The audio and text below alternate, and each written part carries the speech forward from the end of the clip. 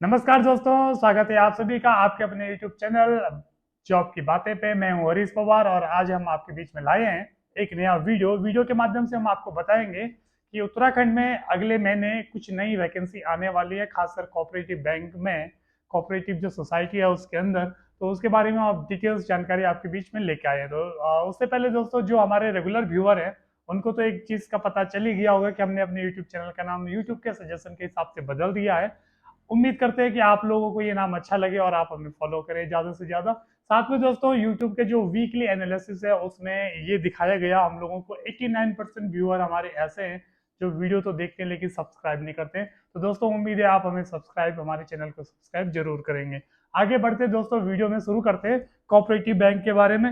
ये आप हैं माननीय धन सिंह रावत जी। हाल फिलहाल इनकी कोऑपरेटिव सोसाइटी के साथ एक मीटिंग हुई थी। ऑनलाइन और ऑफलाइन जो मीडिया है उसमें ये चीज़ें बताई गई थी कि इनकी जो कोऑपरेटिव सोसाइटी है उनके साथ जो मीटिंग हुई उनमें बहुत सारे फैसले लिए गए, बहुत सारी चीज़ें बताई गई। इन ये हमारे माननीय कैबिनेट मंत्री उत्तराखंड सरकार धन सिंह रावत जी है। इनके पास बहुत सारे विभाग हैं, स्वास्थ्य विभाग, उच्च शिक्षा विभाग, सहकारिता विभाग, आपदा प्रबंधन, ये सारे विभाग इनके पास हैं।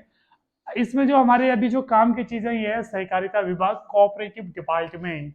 कोऑपरेटिव डिपार्टमेंट की बात करें तो दोस्तों यहीं से मिलता है कोऑपरेटिव बैंक। तो कोऑपरेटिव बैंक के बारे में ये सारी जानकारी हम आपके बीच में लेके आ रखे हैं, ठीक है। उत्तराखंड में कौन कौन से कोऑपरेटिव बैंक उपलब्ध है प्रेजेंट टाइम में?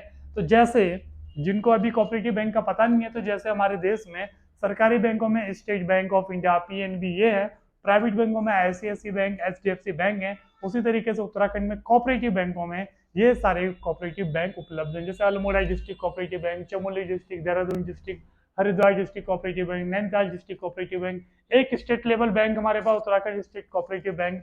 तो 10 ये कोऑपरेटिव बैंक हैं और एक स्टेट लेवल हमारे पास कोऑपरेटिव बैंक उपलब्ध है। तो टोटल मिला के 11 कोऑपरेटिव बैंक प्रेजेंट टाइम में उपलब्ध है।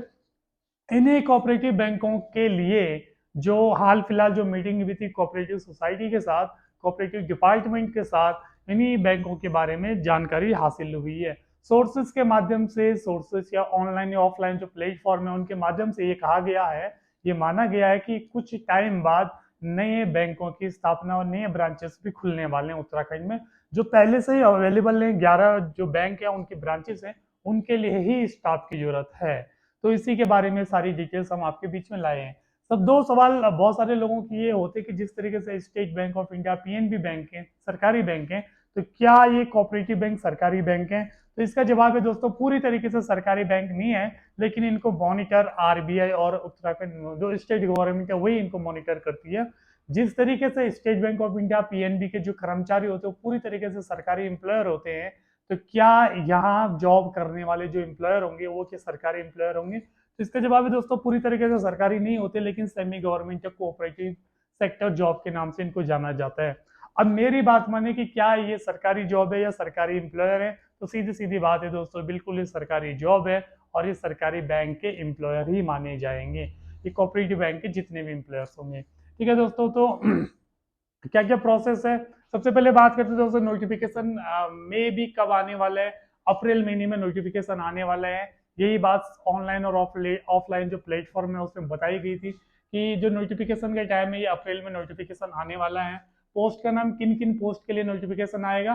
तो क्लर्क कम cashier, junior branch manager, senior branch manager. तो क्लर्क के आने वाले हैं, junior branch manager, senior branch manager, इनके लिए अलग अलग क्वालिफिकेशन मांगी जाएगी। टोटल पोस्ट कितने दोस्तों?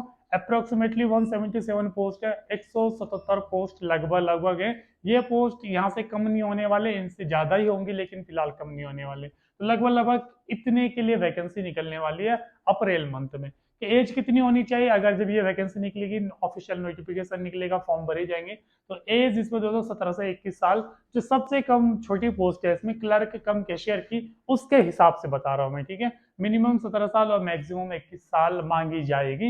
ये पूरे सोर्सेस की खबर है। लास्ट टाइम जो कोऑपरेटिव बैंक की जो वैकेंसी निकली थी तो उसमें भी यही एज मांगी गई थी। वैसे ये जो वैकेंसी है पिछले साल आने वाली थी, लेकिन पिछली बार कोऑपरेटिव सोसाइटी में चुनाव की वजह से ये वैकेंसी इस साल आने वाली है और लगभग अगले महीने आई जाएगी। एजुकेशन क्वालिफिकेशन दोस्तों मांगी जाए अगर तो कही जाए तो ग्रेजुएशन लेवल की इसमें एजुकेशन क्वालिफिकेशन मांगी जाएगी।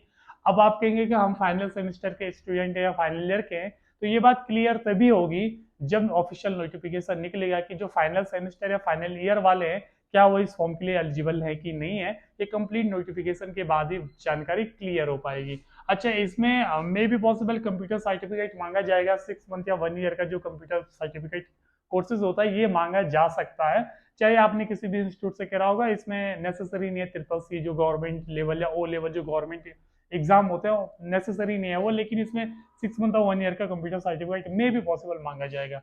दोस्तों बात करते हैं एग्जाम कौन करवाएगा। अब कोऑपरेटिव बैंक का एग्जाम है तो क्या यूके ट्रिपल एस यूकेपीएससी इसका एग्जाम कराए, तो इसका आंसर है नहीं। भारत में जितने भी बैंक्स के एग्जाम होते हैं किसी भी स्टेट में या पूरे देश में जो भी सरकारी प्राइवेट जो भी बैंक के एग्जाम होते हैं आईबीपीएस के थ्रू ही करवाया जाता है। Institute of banking personal selection IBPS के द्वारा ये एग्जाम करवाया जाएगा। ऑनलाइन मोड एग्जाम होने वाला है क्योंकि बैंकिंग के जितने भी एग्जाम होते हैं वो सारे के सारे ऑनलाइन मोड एग्जाम होते हैं। ये सारा प्रोसेस है, ये सारी जो ऑफिशियल नोटिफिकेशन है तब ये चीजें ऑफिशियल हो जाएगी। फिलहाल ये सारी जानकारी सोर्सेज के माध्यम से और लास्ट टाइम जो वैकेंसी निकली थी उसके माध्यम से बताई जा रही है, ठीक है ना। अब बात करते हैं दोस्तों एग्जाम का पैटर्न क्या होगा। अब जो क्यों किस में एग्जाम होगा, ये ऑफलाइन जॉब, ये आउटसोर्स वाली जॉब नहीं है कि बिना एग्जाम के इसमें आपकी सिलेक्शन हो जाएगी। ऑन एग्जाम पे करना, एग्जाम देना पड़ेगा। तो एग्जाम होगा तो एग्जाम का पैटर्न भी होगा, तो किस पैटर्न का एग्जाम है। तो दोस्तों इसमें 2 घंटे का टाइम लास्ट टाइम दिया गया था, ऑफिशियली जब नोटिफिकेशन होगा तो उसमें सारी चीजें लिखी होगी। 2 घंटे का टाइम दिया जाएगा, ये सारे सब्जेक्ट आपके पूछे जाएंगे। सबसे पहले दोस्तों रीजनिंग एप्टीट्यूड के 40 क्वेश्चन पूछे जाएंगे, पर क्वेश्चन 1 मार्क्स, 40 मार्क्स का रीजनिंग एप्टीट्यूड हो गया। न्यूमेरिकल एबिलिटी यानी मैथमेटिक्स की बात हो रही है, 40 क्वेश्चन इसमें पूछे जाएंगे।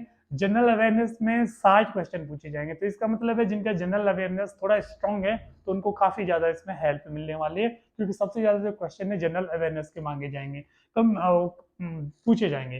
कंप्यूटर नॉलेज के 20 क्वेश्चन पूछे जाएंगे, 20 मार्क्स के पूछे जाएंगे। और हिंदी लैंग्वेजेस के भी इसमें 20 क्वेश्चन पूछे जाने वाले हैं हिंदी के। इंग्लिश लैंग्वेज के भी 20 क्वेश्चन इसमें पूछे जाने वाले हैं। तो सारा एग्जाम का पैटर्न है। टोटल मिला के 200 क्वेश्चन आपके सामने होंगे और 200 मार्क्स के आपका क्या होगा इसमें एग्जाम होगा, ठीक है ना। तो ये 6 सब्जेक्ट आपका एग्जाम के पैटर्न है और 2 घंटे का पूरा आपका एग्जाम होगा। अच्छा, क्या इसमें इंटरव्यू होगा? तो जी नहीं, इसमें कोई इंटरव्यू नहीं होगा।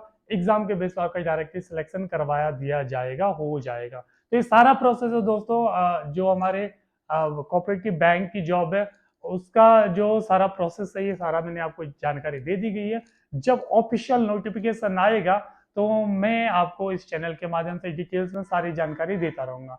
तो आगे सारी जानकारी आप तक मिलते रहे दोस्तों, इसके लिए आपको चैनल को जरूर सब्सक्राइब करना है।